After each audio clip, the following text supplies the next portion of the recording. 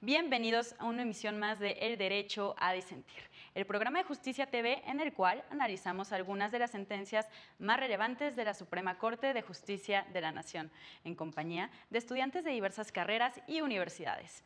El día de hoy vamos a platicar sobre el amparo en materia de gestación asistida y subrogada. Para platicar sobre este tema nos acompañan Scarlett Mellado, de Ciencias Políticas y Derecho de la UNAM, Fernanda Bárcenas, de Medicina de la UAM, y Ámbar Escobar, de Derecho de la UNAM. Yo soy Jimena Jiménez. Comenzamos.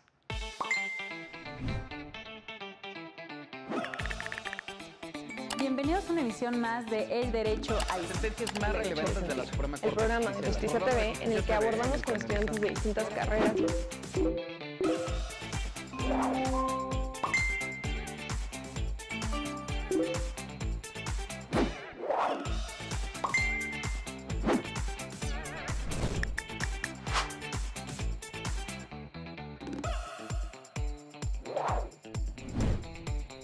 Una clínica de fertilidad interpuso un amparo indirecto en contra de diversos artículos del Código Civil de Tabasco que regulan el contrato de gestación subrogada y asistida, ya que por un lado le impedían ejercer su libertad de comercio porque se establecía la prohibición para que este tipo de clínicas intervinieran en el proceso y por el otro lado discriminaba a las personas extranjeras de acudir a este tipo de procedimientos.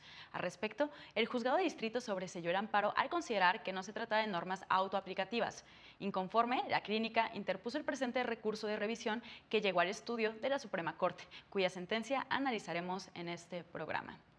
Hola, bienvenidas aquí a nuestras invitadas. Estoy muy feliz de que este tema se pueda dialogar en un panel lleno de mujeres y mujeres tan preparadas y talentosas como ustedes. Bienvenidas.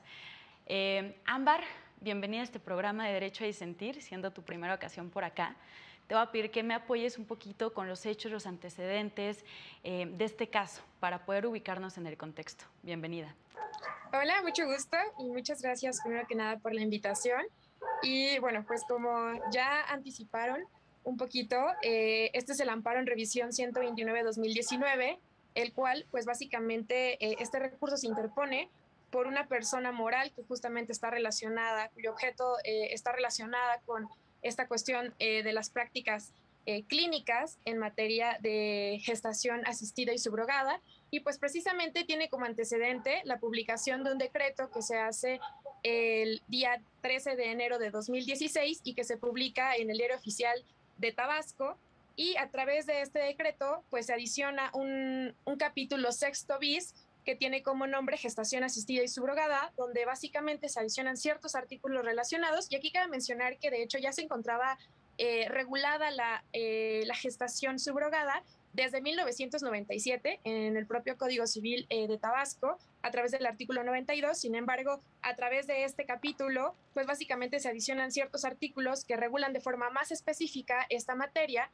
y justamente esto es lo que lleva a la persona moral a promover amparo indirecto ante un juez de distrito, y justamente se sobresee porque se consideraba que no era autoaplicativa, y posteriormente se interpone recurso de revisión, el cual llega a la Suprema Corte, y justamente aquí la Suprema Corte pues se entromete al estudio del asunto y establece cuál es la litis, ¿no? Cuáles son las cuestiones que se deben de estudiar para determinar su inconstitucionalidad o, en su caso, que los argumentos son infundados. Y bueno, pues básicamente son 5 cuestiones las que analiza la Suprema Corte y que tienen que ver con los conceptos de violación de la parte quejosa. Y el primero de ellos tiene que ver justamente con si es inconstitucional el decreto, puesto que no se encuentra refrendado por el secretario de Salud en materia local, sino únicamente por el secretario de Gobierno, y si esto atenta contra el derecho de la seguridad jurídica. El segundo punto en cuestión tiene que ver justamente con, ya, si bien impugna el decreto completo en su integridad, hay ciertas cuestiones que la Corte dice que son particulares y por eso las estudia de una forma más específica. Y este segundo punto tiene que ver ya con una de las disposiciones que se integran en este capítulo sexto bis, y pues tiene que ver con el artículo 380 bis cuarto, en su fracción cuarta, donde justamente se limitan a, a la que intervengan este tipo de sociedades, porque se habla de que no pueden participar en la suscripción del contrato. Y justamente lo que se impugna es si esto impide que exista pues cierta libertad laboral y cierta libertad de comercio. Posteriormente, la tercera cuestión está justamente relacionada con esta prohibición de que las personas extranjeras puedan suscribir este tipo de contratos. La cuarta tiene que ver con el hecho de que existe un derecho a la jurisdicción, puesto que existen ciertas formalidades que revisten el contrato de gestación, específicamente una formalidad de tipo notarial y otra judicial, y si esto es excesivo e innecesario. Y la última de las cuestiones que analiza es que se impugna el único transitorio, el cual está determinado para la materia. El decreto entra en vigor al día siguiente y justamente se analiza si esto contraviene el principio de irretroactividad de la ley. Y pues básicamente estas son las 5 cuestiones a las que se constriñe el estudio de la Corte, y pues nada, ahí me quedo para que los analicemos con mayor detenimiento. Está perfectísimo, muchas gracias, Ámbar. Creo que lo haces de una forma muy sintetizada y está perfecto, porque así nos vas guiando en lo que va a ser este programa, lo que vamos a estar discutiendo en este programa. Y pues bueno, nada más como un breve paréntesis para las personas que nos estén viendo, y las cuestiones jurídicas pues no son unas cuestiones de las cuales están familiarizadas. Cuando una norma es autoaplicativa, eso siempre nos lo enseñan a nosotros en Amparo, ¿no? Significa que con el simple hecho de la entrada en vigor de la norma se pueda ver una afectación a la persona que está impugnando ante los tribunales, ¿no? Porque normalmente es cuando ya hay un daño, esto es heteroaplicativa. Cuando ya hay un daño, tú te vas a amparar, es lo lógico. Pero ¿qué pasa con la simple emisión de esta norma? Que dices, esto podría violar mis derechos simplemente porque ya está la norma ahí, porque me regula a mí. Y es lo que sucede en este caso, ¿no? En la primera instancia, en Amparo, lo que hacen es que el juzgado de distrito le dice, esto no es una norma autoaplicativa, no te está afectando solamente por su entrada en vigor. Y viene en el recurso de revisión y dice, ¿cómo de que no? Claro que sí. Entonces, pues ya entra a la Corte recurso de revisión y entonces pues la toman como una norma autoaplicativa y ya, se van con el estudio que justamente Ámbar ya nos hizo el recuento de todo esto. También quisiera hacer aquí otro paréntesis un poquito más cultural, también jurídico, pero es que Tabasco ha sido de las únicas entidades federativas que ha regulado la gestación subrogada por medio de códigos civiles o por medio de normas de salud, ya sea cualquiera de las dos. Entonces, pues son muy pocos los estados quienes tienen estas figuras reguladas. O sea, creo que son máximo 3, no me acuerdo de los o sea, ahí Ámbar ya lo tiene perfecto, si quieres ya después nos los mencionas. Pero justamente lo que ha sucedido en la práctica, y eso lo vamos a ver con mayor detenimiento más adelante, es que por esta certeza jurídica, porque está regulado, muchas personas, incluso extranjeras, y es cuestión que se va a ver en esta sentencia, acudían al estado de Tabasco a realizarse este tipo de procedimientos, ¿no? Entonces, cuando ven esta cuestión e intentan regular al respecto y se les prohíbe, ya vamos a ver después lo de cuestión discriminatoria de todo esto. Pero, a ver, vámonos contigo, Scarlett, bienvenida. Quisiera preguntarte a ti, más o menos, que nos des una noción muy básica de cómo está justamente esta regulación en el Código Civil de Tabasco sobre la gestación subrogada y asistida, que eran los artículos que fueron impugnados mediante el decreto, ¿no? O sea, que fueron creo que 6 artículos más o menos, pero establece como ciertas variantes muy específicas que creo que es importante abordar en este programa. Adelante. Gracias, Jimena. Pues un gusto estar nuevamente aquí con ustedes.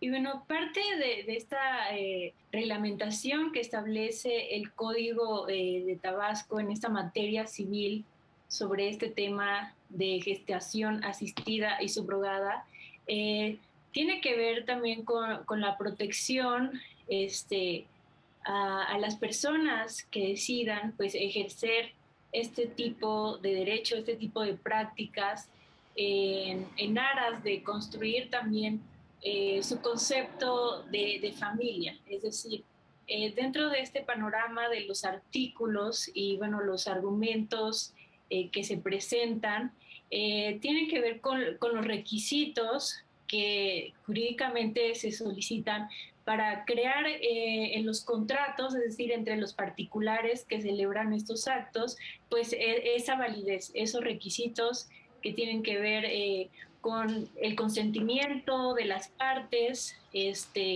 la parte de existencia y validez en los contratos y que permitan también a las personas que intervienen garantizar su seguridad. Por ejemplo, en este caso, a la mujer que va a prestar, digamos, este servicio, es decir, su vientre, o bien en este caso que también es el óvulo, ¿no? Que ella lo dona para poder hacer esta práctica biológica en torno a la maternidad y que puedan celebrar este tipo de contratos con esa validez, esa existencia y esa garantía que los derechos pues no van a ser vulnerados. Por supuesto, y vinculado con todo esto, ahorita me voy a ir con Fernanda para que nos empiece a dar las nociones básicas o entender mejor de qué es esto de gestación subrogada, qué es esto de gestación asistida, todas estas cuestiones de fertilización in vitro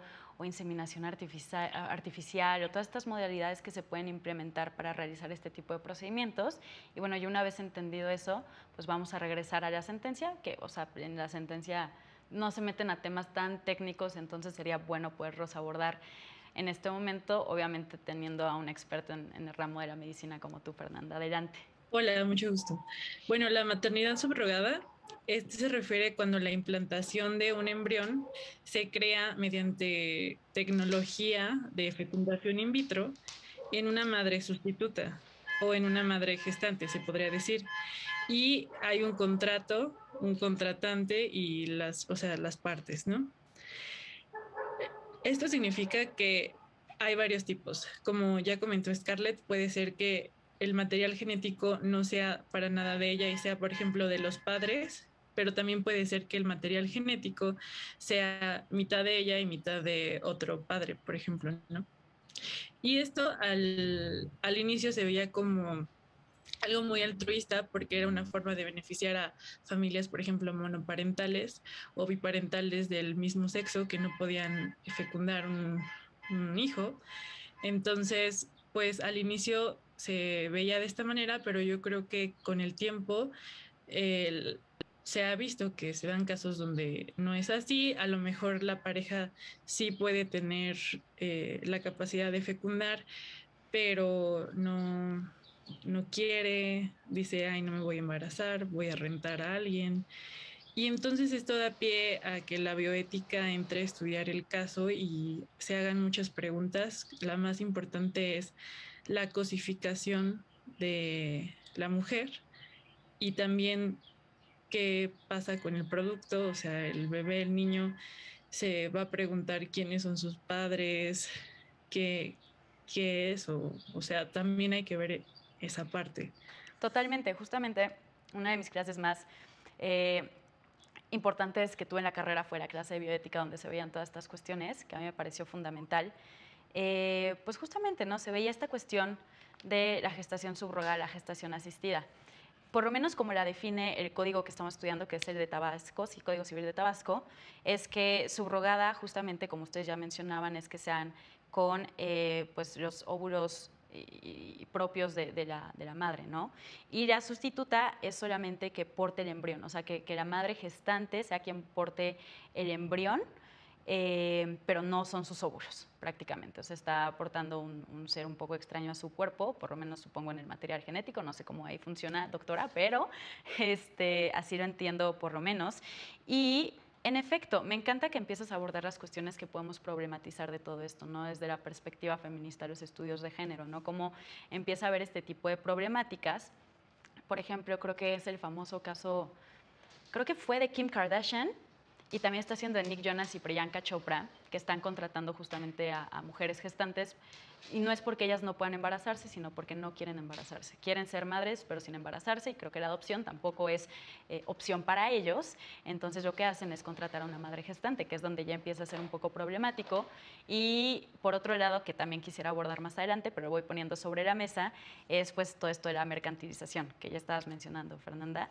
En muchas regulaciones, sobre todo en Estados Unidos, es obligatorio que este contrato sea gratuito, ¿no? Obviamente que se pague por cuestiones de salud, seguro médico y demás, pero no le puedes pagar a la mujer por llevar a cabo un servicio, como si se tratara de un servicio.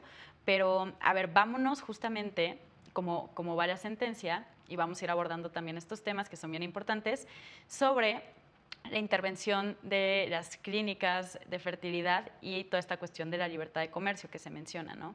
Como bien mencionaba Ámbar, y ahorita justamente regreso contigo, Ámbar, es que una parte del artículo 380 bis 4 mencionaba que el contrato sería nulo si participaban o intervenían agencias, despachos o terceros, ¿no? Que estos entes jamás podrían intervenir y si sí, el contrato es nulo. Entonces, pues viene esta clínica de fertilidad a decir como, oigan, pues me están vulnerando mi libertad de comercio, porque justamente ese es mi objeto social, o sea, justamente a eso me dedico y pues, o sea, no van a ser una cuestión ilícita que yo me dedique a lo mío cuando realmente no estoy haciendo ningún daño, sino que le estoy asistiendo a las parejas a que puedan, pues, tener hijos y demás, ¿no? Entonces, a ver, me voy contigo, Ámbar, sobre todo este análisis de libertad de comercio y de esta clínica. Claro que sí. A mí se me hace la verdad un tema interesantísimo desde justamente la perspectiva de la bioética. Y creo que aquí el argumento principal es que justamente cuando se emite el decreto no hay una razón específica donde se argumente por qué pues se tiene que limitar, ¿no? Esta cuestión de que no intervengan justamente en la suscripción del contrato de gestación subrogada. Y creo que aquí es muy interesante el análisis que hace la Suprema Corte porque no se aboca únicamente al artículo 5 que habla justamente de la libertad de trabajo, sino también que retoma algunas cuestiones del artículo 4 donde aborda el derecho no solamente de, en este caso, de esta persona moral que tiene justamente a ejercer su objeto que al final del día en Tabasco es lícito, sino que también por parte de las personas contratantes que tengan este derecho a informarse, que justamente el derecho a tener una familia, a tener hijos, tanto en su número como en su espaciación, tenga que ser un derecho que esté informado, que sea responsable y que justamente este tipo de personas morales coadyuven a que estas personas puedan tener acceso a estos servicios, ¿no? Que tomen ciertas decisiones de forma informada y que entonces el hecho de que en este caso el legislador a través del decreto no haya tomado en cuenta que esto es una cuestión muy arbitraria, ¿no? El hecho de que no participen en absoluto en esta toma de decisiones, este tipo de agencias o de despachos, pues de alguna forma limita el consentimiento de las personas, puesto que también tienen derecho a informarse y también adquirir este tipo de servicios, no únicamente en la suscripción del contrato, sino también durante la etapa en la que se lleva el proceso de la gestación asistida y subrogada, a través de, obviamente, de ciertos servicios de salud en los que tienen que estar seguros de que la mujer gestante, la mujer gestante como en este caso la vida que se está procreando, pues cumpla con ciertos criterios donde se asegure justamente pues la salud de la misma. Entonces, a mí me parece bastante interesante el análisis que hace la Suprema Corte, porque justamente, pues al final del día dice, ok, tiene razón, esto está limitando, y creo que fue muy arbitraria la forma en la que se estableció, puesto que es necesario que las personas tengan al final del día a la mano estas herramientas y que las decisiones que se tomen en torno a la familia, que al final incumben en un ámbito privado, en el derecho a la integridad misma, pues tengan que ser decisiones informadas, libres y responsables. En efecto, lo dices perfectamente, Ámbar. Y quisiera retomarlo de la decisión informada, porque aparte de ser una cuestión bien importante para el derecho, también lo es para la práctica médica, ya Fernanda me dirá, pero tengo entendido que justamente para todo el tema del consentimiento en las personas y demás, una de las características es que debe de haber una decisión, un consentimiento informado, que sepan cuáles son las consecuencias, a qué se están sometiendo, qué puede pasar, qué no puede pasar, cuáles son los riesgos, efectos secundarios, cosas y demás. Entonces, pues justamente estas clínicas es las que dicen, bueno, nosotros vamos a entrar de apoyo para que todo esto pueda ser posible y que se pueda dar un acompañamiento, porque no es una decisión de voy a hacer enchiladas, es una decisión de voy a tener un hijo y una mujer va a estar gestando ese hijo y va a poner a disposición su cuerpo y 9 meses de su vida para poder lograr esta cuestión. Ya se nos ha terminado el tiempo de este primer programa, pero quisiera ir poniendo sobre la mesa, quizá para ti, Scarlett, y bueno, también para ti, Fernanda, de qué opinan, si puede haber una cuestión, si puede ser un contrato oneroso, vaya, o puede ser un contrato gratuito, o debe ser un contrato gratuito, o si se puede ser oneroso bajo ciertos aspectos. Es una cuestión totalmente de opinión, aquí no hay respuestas correctas ni incorrectas, creo que todo en este tema sigue formándose y es totalmente debatible, pero bueno, lo voy poniendo sobre la mesa. Esto ha sido el primer bloque en este programa donde hemos estado analizando el amparo en revisión sobre una cuestión de la gestión subrogada y asistida en el Código Civil de Tabasco. Yo soy Jimena Jiménez, no se vayan. Regresamos a El Derecho a Disentir. En este segundo bloque quisiera ir abordando sobre los temas que podemos dialogar, discutir, problematizar y bueno, por eso he dejado una pregunta picosa antes de dar el corte del primer bloque. Y pues vámonos contigo, Scarlett, a ver, ¿qué opinas tú sobre este tipo de contratos? Si deberían de ser onerosos, si deberían de ser gratuitos.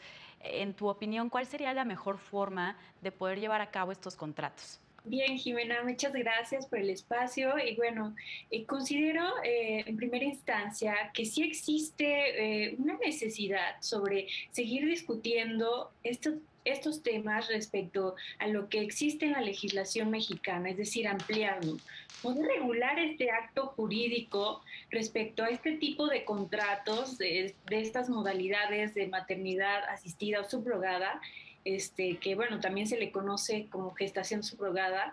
Y si bien, como tú lo mencionabas en el primer bloque, ya hay algunas legislaciones, ¿verdad?, que lo tienen permitido, pues garantizando esta incorporación que debe de existir en torno a garantizar, decía yo, el derecho humano a la salud reproductiva, a la identidad que puedan tener estos niños o niñas, bebés, productos de ese acuerdo, de ese acto jurídico.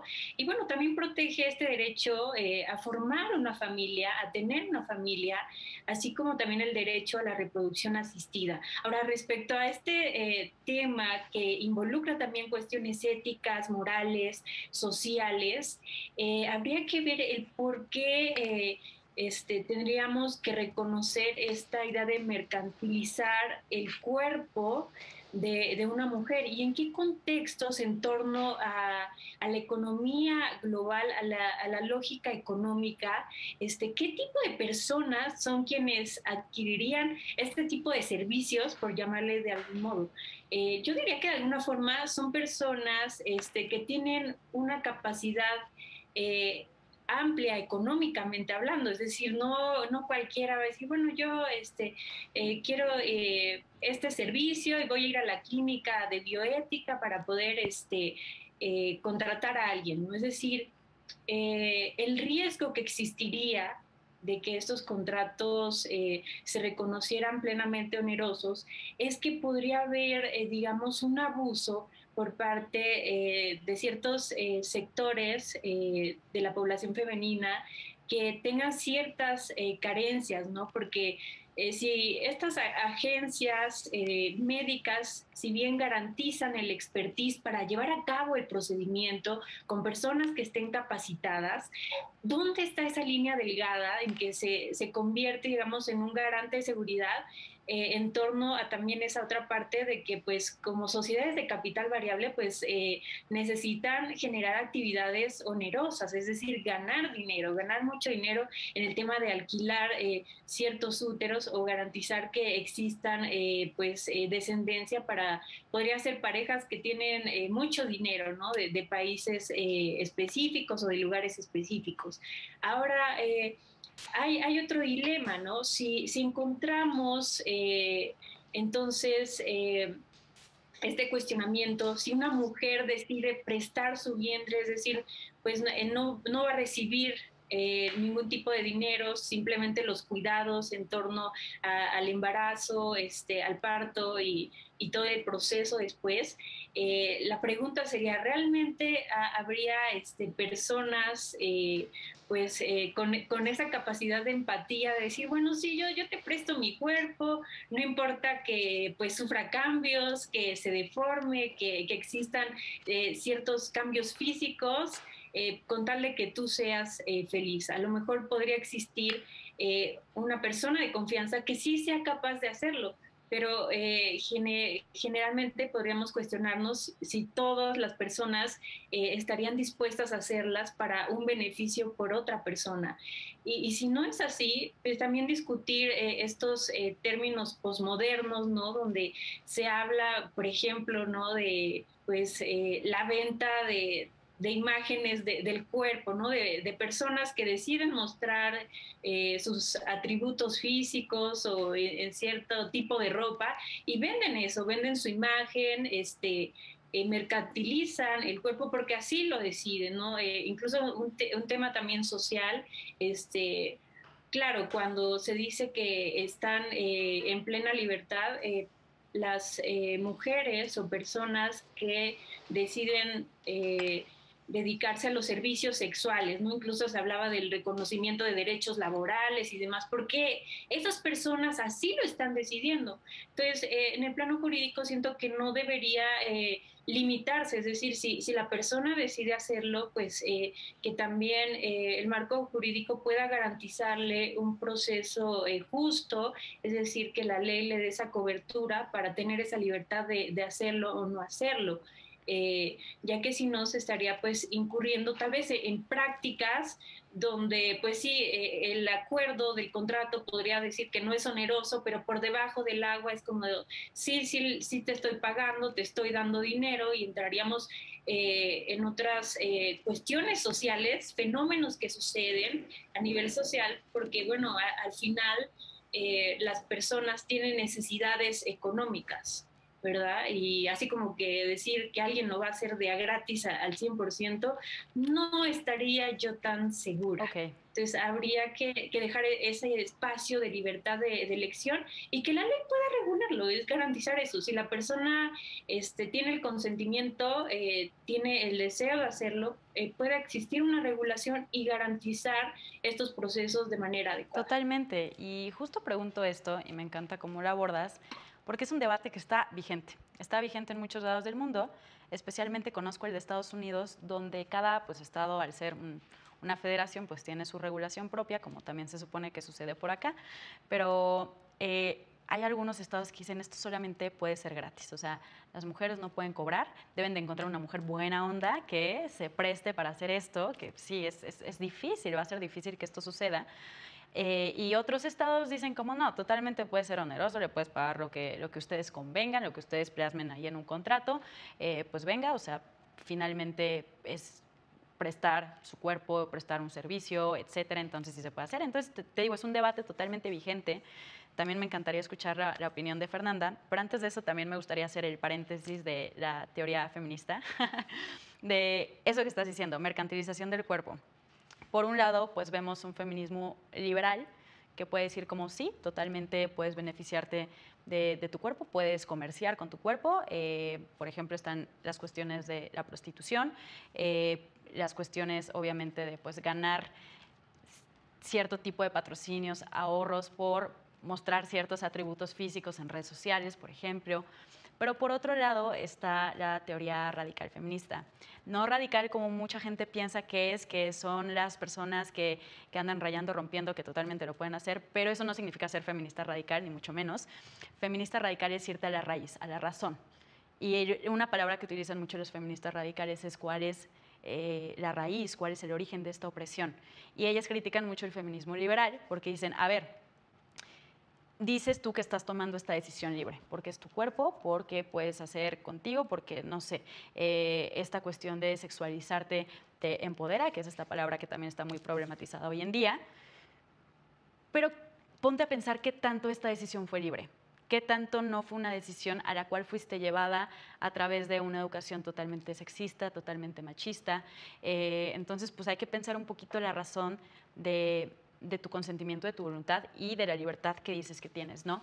Ambas me parecen unas cuestiones totalmente viables que se pueden poner sobre la mesa y que se pueden poner como un estandarte político, pero justamente es este mismo debate que está dentro del feminismo, ¿no? También me importaba hacer esta aclaración del feminismo radical, que no es lo que muchas personas creen que es. Pero, pues bueno, quisiera saber tu opinión, Fernanda, sobre esto que hemos estado platicando. Claro, pues yo creo que en un mundo ideal, en un mundo utópico, debería ser totalmente altruista. Por ejemplo, padres que de verdad no pueden tener hijos y la hermana de la que quiere ser madre preste su útero. Yo creo que eso es súper válido, si existe. Yo lo haría si tuviera una hermana y no pudiera tener ella hijos. Honestamente, sí. Pero de eso no, No o sea, pasa. no creo que sea el 100% de los casos. Y como mencionaba Scarlett, tampoco creo que alguien por ser muy buena onda y que no tenga nada que ver con la pareja o la persona que quiere ser mamá o papá, no creo que lo haga así, por buena onda, no, definitivamente no. Y luego hay que pensar en qué tipo de economía tiene nuestro país. Nuestro país, desafortunadamente, pues no es no es primer mundo. Entonces, hay personas con necesidades económicas que tal vez recurren a esto para una ganancia económica, usan su cuerpo, como mencionaban, y creo que está en su derecho. También está en su derecho a hacer eso. Eh, Hay peores cosas por las cuales uno puede ganar dinero, como las drogas. Y la verdad no juzgo, yo no juzgo a esas personas porque por el tipo de economía que tenemos, y yo creo que incluso en el país más desarrollado no suceda ese tipo de cosas. Entonces, como bien mencionan, por esa razón es muy importante que haya leyes que regulen perfectamente y estrictamente en qué condiciones debe estar la mamá gestante o qué tipo de trato están haciendo ellos, porque también bajita la mano puede ser que, ay, sí, digan que está siendo altruista, pero afuera le va a dar dinero. Eso yo creo que pasa mucho. Sí, ¿Qué pasa si luego no le pagan? Se huyen, no sé, yo qué sé, o sea, de verdad pueden pasar muchas cosas, entonces mejor, ya, si la gente lo va a hacer, así como sucedió con el aborto y toda la polémica que hubo, si la gente lo va a hacer, que se haga bien, tanto legalmente como médicamente. Entonces, yo creo que estamos en esa posición, o sea, en México al menos, en que tenemos que avanzar en eso, no solamente legalmente, sino también médicamente, porque debería haber más consensos de bioética, que les hagan caso a a los que están en estos consejos y que se pueda cumplir eso y avanzar lo más pronto posible para que no haya personas afectadas, incluyendo al producto, al bebé, que al final de cuentas se podría ver como mercancía. Y pues eso no, tampoco está lindo. Yo creo que no tanto es verlo de una forma feminista, sino también de ver por el bebé, que puede ser cosificado también como un objeto, una mercancía, pagué por él, es mío. No se trata de eso. Y también creo que es importante que reconocer el avance científico que se ha hecho para lograr este tipo de gestaciones o de productos, que yo creo que si lo vemos del lado afable, es bonito para las personas que de verdad no pueden tener, que no pueden reproducirse y está en su derecho y yo creo que es algo, un avance científico muy importante. No hay que dejarlo atrás, no hay que hacer como si no existiera, como en otros países, incluso en Europa, que dicen, no, aquí no se va a poder, fin. Ni por medios altruistas, ni por nada. Tampoco, yo creo que tampoco hay que hacernos de la vista gorda, porque es algo bonito, importante, y si se hace de la manera correcta, se usa de la manera correcta, pues va a beneficiar a la sociedad. exacto, totalmente. Me encantan varios puntos que vas abordando y creo que es algo que no se debe perder de radar y creo que sí lo menciona la sentencia en algún punto. A ver, ok, aquí estás por un lado, sí, la libertad de comercio de la clínica y por otro lado, la protección a la familia, cuarto constitucional, que tú decides cuántos hijos tienes y demás, pero tampoco hay que perder de vista que hay una persona menor aquí involucrada, ¿no? Vaya, o sea, aquí también se debe velar por el interés superior del menor y pues darle certeza jurídica totalmente, o sea, porque en cualquier momento los padres contratantes o las madres contratantes pueden decir como, ah, ¿sabes qué? Siempre no, ya no quiero. Puede ser en un supuesto donde la madre esté en algún estado donde el aborto está prohibido, no puede llevar a cabo un aborto y pues va a tener la responsabilidad de tener un hijo pues por toda su vida, simplemente porque unas personas no se quisieron hacer responsables. Y luego, por otro lado, me gusta lo que traes aquí a colación, de esto de, pues es una realidad que sucede, el prohibicionismo no es opción, ¿no? Y me encanta esto, justamente, a ver si sucede y va a seguir sucediendo, por más que digas que no, lo mejor es regularlo de la forma que más se puede. También, bien lo decías, es la cuestión del aborto. También traigo sobre la mesa lo del consumo lúdico de la marihuana. A ver, ya está sucediendo, ¿cómo lo regulamos? ¿Cómo le hacemos? ¿Cómo implementamos políticas de salud? ¿Cómo implementamos políticas de concientización a la sociedad? Vaya, o sea, no debemos de hacernos de la vista gorda, no debemos de voltear hacia el otro lado ante una cuestión que está sucediendo. Entonces, pues sí, me parece una cuestión totalmente loable que se tenga que regular de la forma más ética posible, porque sí, me encanta esto que también están comentando, ¿no? A veces, por el contexto de nuestro país, se trata de mujeres precarizadas, ¿no? En contextos de situación socioeconómica que no son tan favorables y pues esto lo consiguen con una opción de ingreso, ¿no? Entonces, pues, ¿qué tanto una persona que tiene el dinero para llevar a cabo este tipo de servicios? Porque aunque sea gratuito, le tienes que pagar el servicio y el seguro médico a la persona gestante, ¿no? Entonces, pues, por lo menos algo de dinero debe estar involucrado. O sea, debe ser una persona que tenga la capacidad de pagar este tipo de procedimientos. Que de nuevo, por más gratuito que sea la cuestión con la madre gestante, va a tener que pagar, no sé, la técnica de inseminación artificial o la fecundación in vitro, que barato no es. Y por otro lado, pues tenemos a una mujer que probablemente no tiene los ingresos, que probablemente no tiene la educación y pues que no tiene toda esta información y esta decisión que estábamos diciendo que tiene que ser informada, la decisión informada. Entonces, pues hay que evitar que personas abusen de las mujeres precarizadas para satisfacer sus intereses propios. Yo lo veo por ahí y me parece totalmente correcto decir que se tiene que regular todo esto. Y luego también me llama mucho la atención, y quiero abordarlo contigo, Ámbar, que en uno de los primeros artículos de este capítulo del Código Civil definen esto de la gestación subrogada y asistida y mencionan que tiene que ser iniciada por cónyuges o concubinos. Esto significa que una persona soltera, por lo menos en el estado de Tabasco, no puede someterse a este tipo de procedimiento. Tiene que haber una pareja. Yo la verdad tengo mis ideas sobre eso, no estoy tan de acuerdo, pero no sé qué tú opinas al respecto.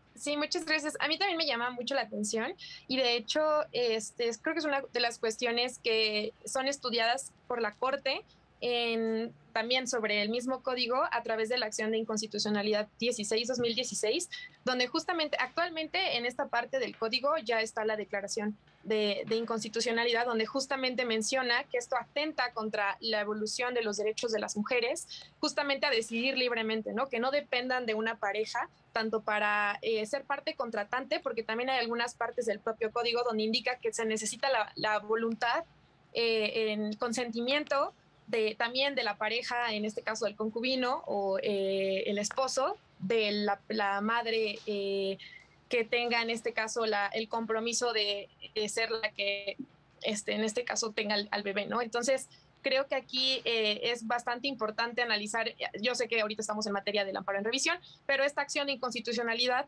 revisa justamente este apartado y lo que dice es que contraviene digamos, el avance que se había tenido en materia de los derechos humanos de las mujeres, porque justamente vulnera su consentimiento con la aprobación, en este caso, de su pareja, ¿no? Y otra cuestión que yo quería recalcar en este sentido, que ya venían comentando mis compañeras, es el papel tan indispensable que juega ahora el Estado, tanto para garantizar ciertos derechos, porque al final del día todo lo que estamos comentando se trata de un ejercicio de ponderación de derechos, ¿no? Donde justamente lo que se busca es garantizarle a todos sus derechos, a todas las partes que participan en este contrato, y creo que es indispensable revisar cómo este código de alguna forma pues limita a que se preste a la venta de niños o en este caso a la explotación de mujeres que por carencias económicas tengan que ser utilizadas para este tipo de contratos, que de hecho se venía utilizando antes de este decreto. Se pasaba mucho que los extranjeros veían Tabasco porque Tabasco y Sinaloa son los dos estados que permiten este tipo de contratos, y pues lo que pasaba es que pareciera un destino turístico, ¿no? Para tener este tipo de contratos, y por eso es que se restringe, ya como veremos, pues al final la Corte dice que se trata de discriminación, el hecho de limitar tan tajantemente a los extranjeros a que puedan suscribir este tipo de contratos, pero esta práctica se venía dando, ¿no? Y al final, pues el del Estado, y en este caso el Estado no tiene que ver solamente por un parámetro constitucional, sino ahora también en un parámetro internacional, donde tenemos el antecedente del caso de Artavia Murillo contra Costa Rica, donde justamente, bueno, en este caso hablaban de fecundación in vitro, pero justamente se analiza este derecho a la salud reproductiva, y donde se pone a cuesta cuáles son los parámetros que el Estado debe cumplir al regular este tipo de contratos, ¿no? Y al final se analiza, y es un tema que me parece muy interesante, si realmente nosotros tenemos justamente este derecho a ir a este tipo de técnicas de asistencia reproductiva, o pues en este caso, pues como vemos, es una cuestión local, ¿no? Que solamente se puede practicar en ciertos estados.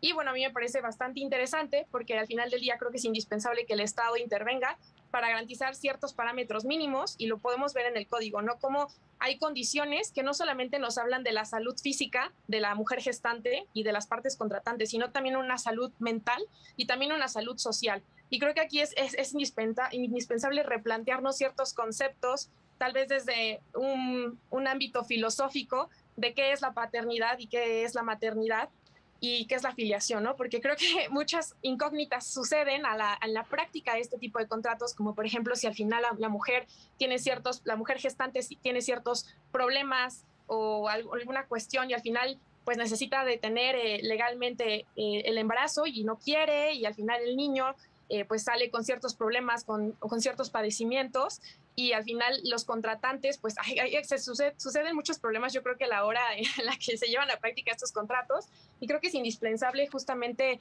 pues garantizar el interés superior del menor, como ya bien lo comentaban mis compañeras, pero al mismo tiempo replantearnos ciertos conceptos, porque ya no es únicamente madre la que gesta, sino que también se habla de ciertas maternidades fragmentadas, porque incluso puede ser una madre la que otorga su óvulo, también una madre la que gesta y otra madre la que asume el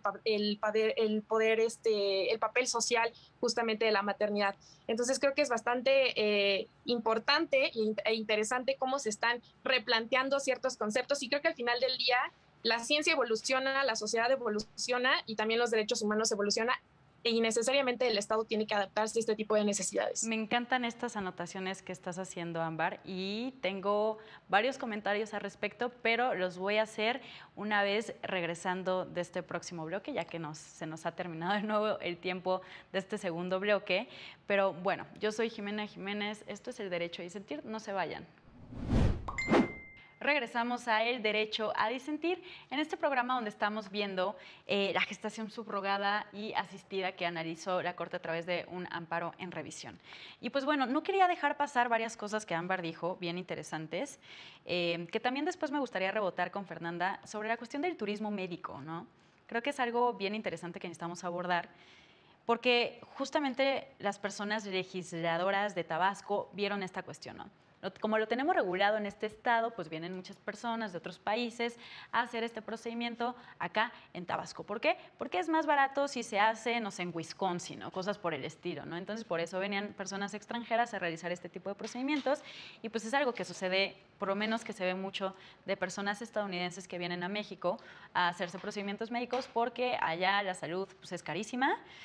Muy país de primer mundo, pero no tienen un sistema de salud decente. Pero bueno, esa es cuestión de otra historia. Y pues también podemos ver la cuestión de que muchas personas se van a hacer procedimientos estéticos a Cuba, por ejemplo, ¿no? Ya saben, todas estas cuestiones. Pero también me encanta la cuestión que abordó Ámbar sobre la afiliación y ver cómo se está evolucionando y adaptarnos a esa evolución de cómo se dan las relaciones sociales, y me parece sumamente fundamental, ¿no? Justamente lo que mencionábamos. Se da requisito de que este contrato tenga que ser por cónyuges o concubinos. Y pues realmente lo que sucede es que se restringe a personas que viven en pareja, excluyendo de forma total a las personas que de forma unilateral quieren ser padres o madres, ¿no? ¿Qué pasa con estas personas y por qué requisito estar con otra persona para formar otra familia cuando se puede ser totalmente de forma unilateral si están en las condiciones para hacerlo, obviamente, y está la voluntad? Y también, por otro lado, me parecía totalmente absurdo que muchas de las decisiones, y también ya lo decía Ámbar, es que se somete el consentimiento también a voluntad de quien sea la pareja de la mujer gestante. O sea, la mujer que tú contratas para hacer este procedimiento, pues también debe haber el consentimiento en ciertas cuestiones de quien sea su pareja. Siento que esto es totalmente debatible porque le quita el ámbito de autonomía a la mujer que quiere someterse a este proceso, ¿no? ¿Por qué tiene que depender la decisión de otra persona para que pueda ejercer cualquier cuestión con su cuerpo y lo que ella decida hacer? Me parece problemático, y también quisiera aquí dejarlo sobre la mesa, es lo que rescato de la participación de Ámbar.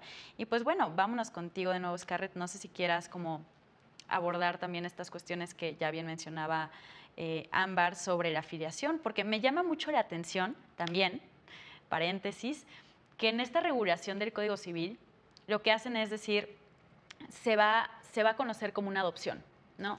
O sea, la afiliación aquí, si es subrogada, va a conocerse como una adopción, o sea, no va a ser directamente, o como se le conoce, un reconocimiento de maternidad y paternidad, sino que se va a hacer a través de un procedimiento de adopción. Me llamó mucho la atención eso, ¿no?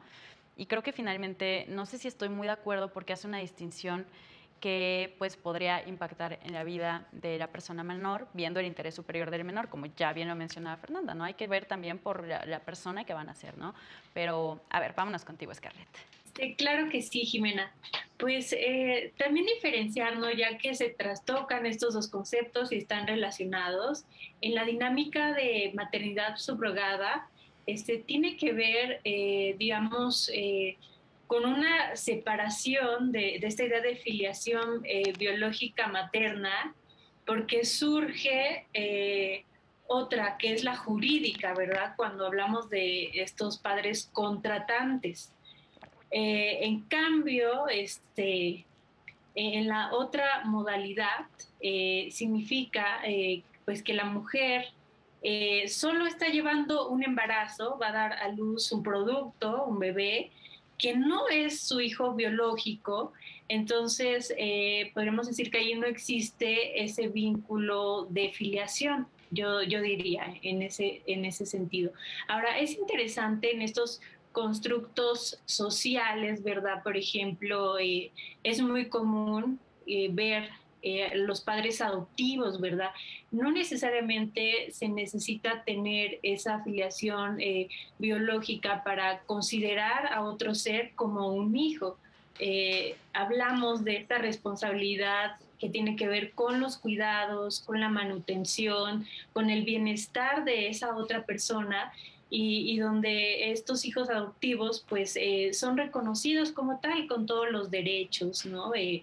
A veces son cuestiones mucho más profundas en las mismas familias, que no sé, la madre o un padre no están presentes, y entonces de manera psicológica otro miembro de la familia también cumple esa función como del rol de ser mamá o de ser papá, como que sustituye. A veces son los abuelitos, las abuelitas, algún tío, algún tía, alguien que funge esa función de manera simbólica, por decirlo de algún modo, y entonces se da este tipo de relación que tiene que ver con emociones, con sentimientos, con la parte sociocultural de cómo interactuamos como seres humanos. Entonces es importante reconocer cómo también a nivel jurídico pues está ampliando esta conceptualización de la diversidad de familias, incluso también hablar de las dinámicas de parejas del mismo sexo, de la comunidad LGBTIQ, cuando quieren formar una familia, adoptar algún hijo, a lo mejor introducirse en este tipo de procedimientos que estamos mencionando en este momento. Entonces, ese derecho a proteger a la familia, a garantizar a las personas que puedan tenerlo. Y algo que me llama mucho la atención, Jimé, es lo que tú mencionas, ¿no? De esta dinámica unilateral. Pues yo creo que sí es bastante restrictiva si se manejara así a nivel general. Digamos, si una mujer, si yo quiero ser mamá, pero bueno, pues no he encontrado a la persona, a la pareja con la cual tener un hijo, ¿no? Y es que no es como que andas por la vida diciendo, ah, hola, creo que somos genéticamente compatibles, vamos a tener un hijo, ¿no? Sino son cuestiones mucho más profundas. Pero bueno, si a veces esa dinámica tradicional, vamos a llamarle, no es posible, pues existen otras modalidades, insisto, también hablando de la diversidad sexual, donde también pueden ejercer este tipo de derechos. En efecto, y bien lo mencionas, ¿no? O sea, está el cuarto constitucional, protección a la familia, y la Corte ya venía a decir, no hay solo un modelo de familia, existen varios. Y todos estos modelos de familia están protegidos por la Constitución, lo sentimos por el Frente Nacional por la Familia, no hay como tal una familia natural, hay muchas familias, entonces pues todas esas se protegen, y entre ellas pues también puede ser la familia homoparental o homomaternal, ¿no? Totalmente. Pero bueno, nos queda un poco de tiempo en este programa y quisiera de una vez abrir esta ronda de conclusiones, entonces pues por orden, vámonos contigo, Fernanda. Perfecto. Respecto a lo de la familia monoparental o parental, yo creo que se me hace que están rompiendo el derecho a tener una familia cuando dicen deben de ser pareja o lo que sea, No, realmente la definición de familia no implica que sea mamá y papá o mamá, mamá. Puede ser una mamá y un hijo, y eso es una familia. Entonces, creo que están quitando ese derecho, por una parte.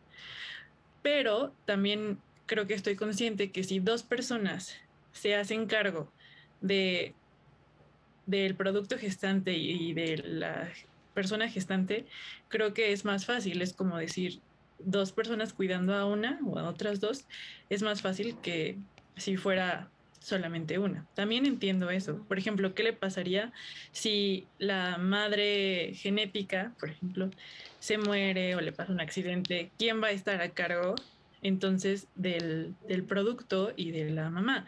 Creo que también entiendo esa parte porque es, es darle más seguridad al bebé que van a hacer. Entiendo eso, pero yo creo que se debe como ampliar un poquito más para que personas que de plano no puedan ser dos personas que van a contratar ese, bueno, hacer el contrato, puedan tener ese derecho, porque es un derecho.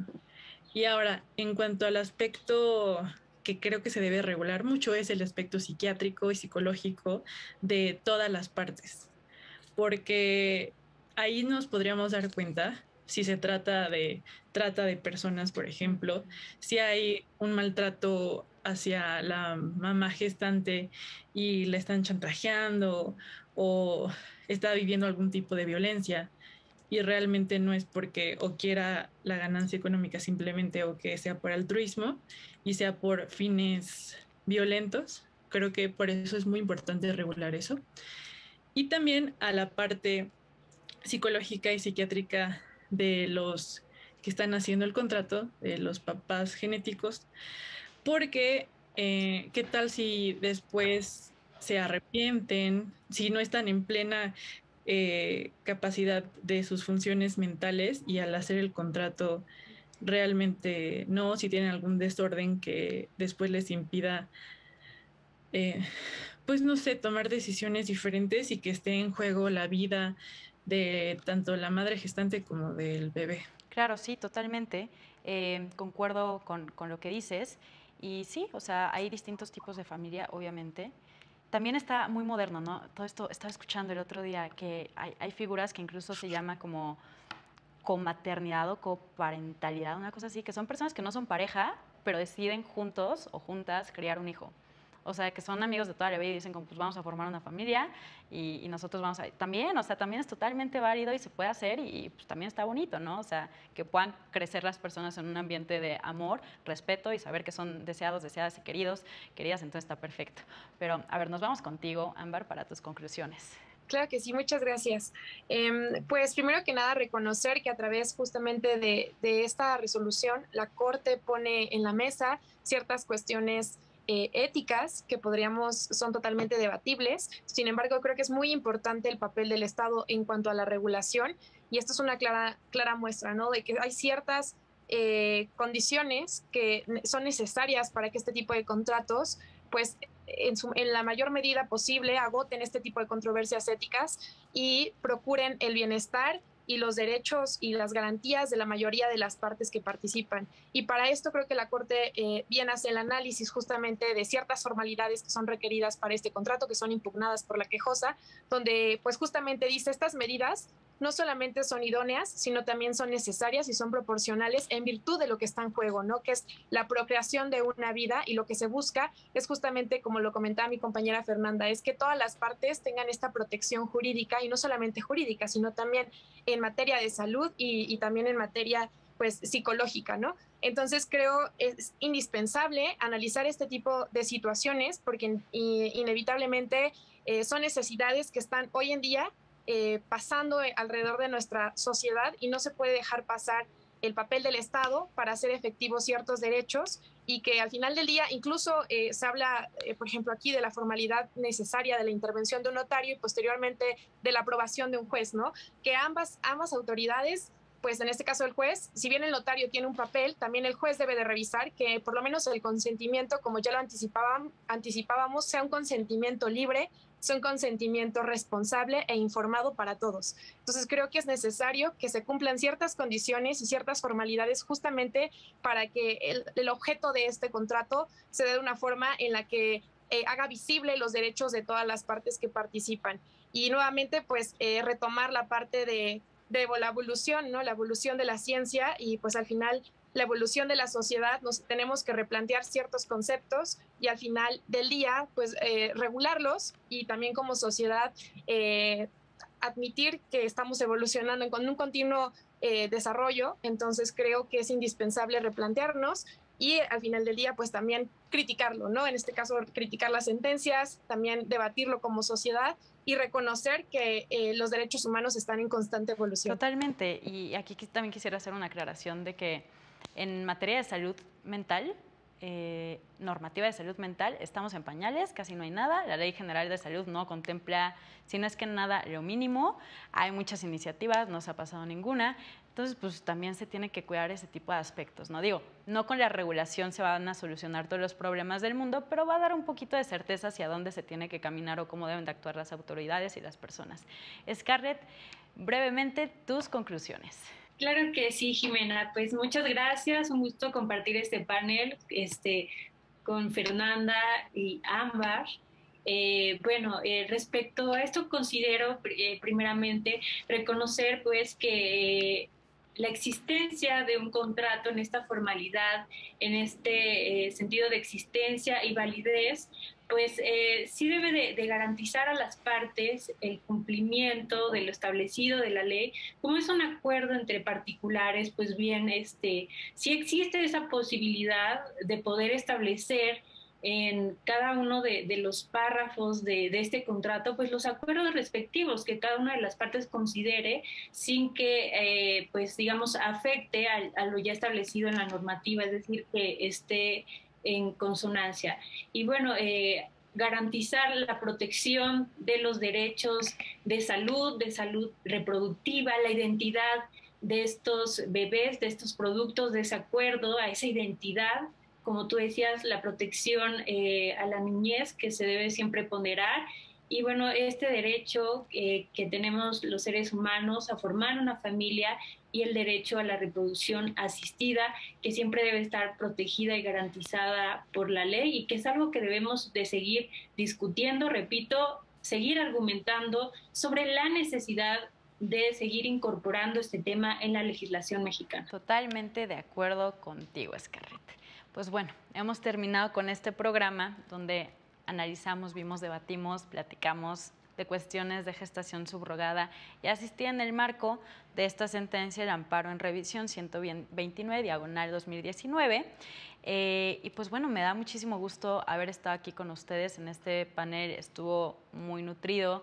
Me gusta siempre poder hacer estas prácticas de discutir el derecho no solamente desde el derecho, sino desde una mirada interseccional, interdisciplinaria, como lo hicimos aquí. La verdad es que les agradezco muchísimo estar en este programa y también a ustedes que nos están viendo desde casa o desde internet. Esto fue El Derecho a Disentir. Yo soy Jimena Jiménez y nos vemos a la próxima.